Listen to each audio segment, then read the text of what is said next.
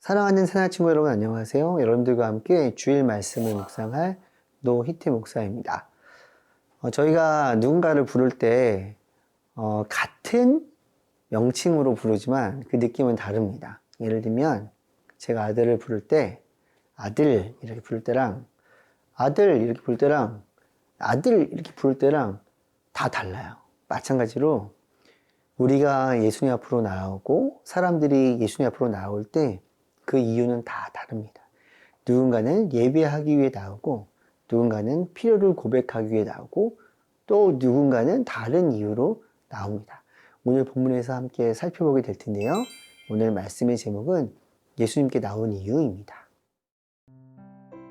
오늘의 말씀은 마가복음 10장 1절에서 16절입니다.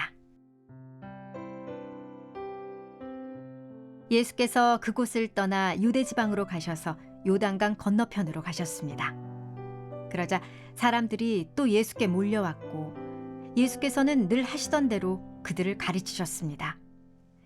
바리새파 사람들 몇 명이 와서 예수를 시험하려고 물었습니다. 남자가 자기 아내와 이혼해도 됩니까?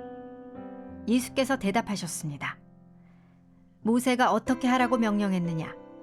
그들이 말했습니다. 모세는 남자가 이혼 증서를 써주고 아내와 헤어져도 된다고 했습니다. 그러자 예수께서 말씀하셨습니다. 모세가 그런 계명을 쓴 것은 완악한 너희 마음 때문이다. 그러나 하나님께서 세상을 창조하실 때 사람을 남자와 여자로 만드셨다. 그러므로 남자가 자기 부모를 떠나 아내와 더불어 둘이 한 몸이 될 것이다. 따라서 그들이 이제 둘이 아니라 한 몸이다. 그러므로 하나님께서 짝지어 주신 것을 사람이 갈라놓아서는 안 된다. 집안에서 제자들이 예수께 이 문제에 대해 다시 물었습니다. 예수께서 대답하셨습니다. 누구든지 자기 아내와 이혼하고 다른 여자와 재혼하는 사람은 자기 아내에게 간음하는 것이다. 또 그 아내가 자기 남편과 이혼하고 다른 남자와 재혼하는 것도 간음하는 것이다. 사람들이 어린아이들을 예수께 데리고 와 어루만져 주시기를 원했습니다.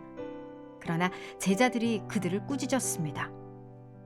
예수께서 이것을 보시고 노하시며 제자들에게 말씀하셨습니다. 어린아이들이 내게 오는 것을 허락하고 막지 말라. 하나님 나라는 이런 아이들과 같은 사람의 것이다. 내가 너희에게 진실로 말한다. 누구든지 어린아이와 같이 하나님 나라를 받아들이지 않는 사람은 결코 그곳에 들어가지 못할 것이다.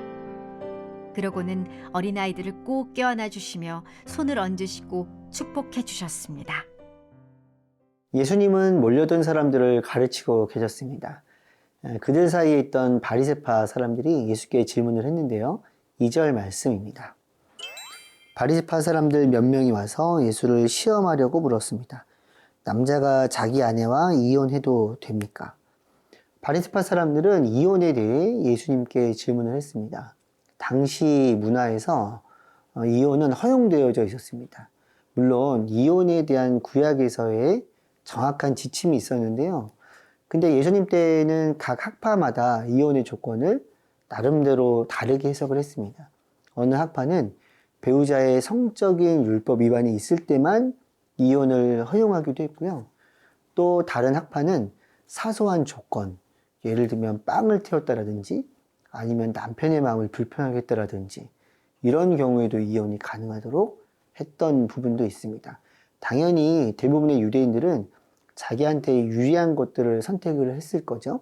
그러니까 사소한 조건을 제시하는 학파의 의견을 따랐습니다. 게다가 당시 그 지역을 다스리던 헤롯 왕도 아내와 이혼을 하고 재혼을 한 상태였습니다. 그러니까 이혼에 대한 바리새파의 질문에 예수님께서 이혼 불가라고 답하시기에는 정치적, 문화적으로 많은 위험이 있는 것처럼 보이기는 합니다. 여기서 우리는 중요한 교훈을 얻게 되는데요. 2절에 보면 바리새파 사람들은 예수님을 시험하기 위해 질문을 했다라는 것입니다. 사랑하는 새날친구 여러분, 우리가 살아가는 세상은 그리고 많은 사람들은 예수님을 그들의 구원자로 믿지 않습니다. 그래서 시험하기 위해서 많이 우리들에게 질문을 하기도 하고 아니면 우리들 앞에서 기독교에 대해서 욕을 하기도 합니다. 근데 우리는 기억해야 됩니다. 우리가 살아가는 세상은 이런 사람들이 많을 수밖에 없구나. 그러면 우리는 예수님 믿는 자로 어떠한 기준을 둬야 될까? 이런 고민을 하며 살아갈 때 그들과 싸우지 않고 하나님의 지혜로 하나님의 사랑을 흘려보낼 수 있는 통로가 돼야 될 수 있다는 것입니다.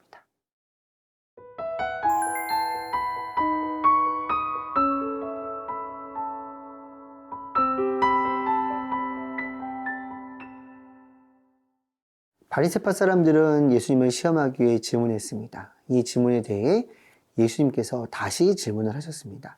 모세는 어떻게 명령했느냐? 바리새파 사람들은 모세의 이야기를 그대로 인용합니다. 이혼 증서를 써주고 헤어져도 된다. 그리고 이들에 대해 예수님은 다음과 같이 말씀을 해 주셨습니다. 5절 말씀입니다. 그러자 예수께서 말씀하셨습니다. 모세가 그런 계명을 쓴 것은 완악한 너희 마음 때문이다. 예수님은 구약 성경이 이혼을 허용한 이유가 인간의 완악함 때문이라고 말씀을 하십니다.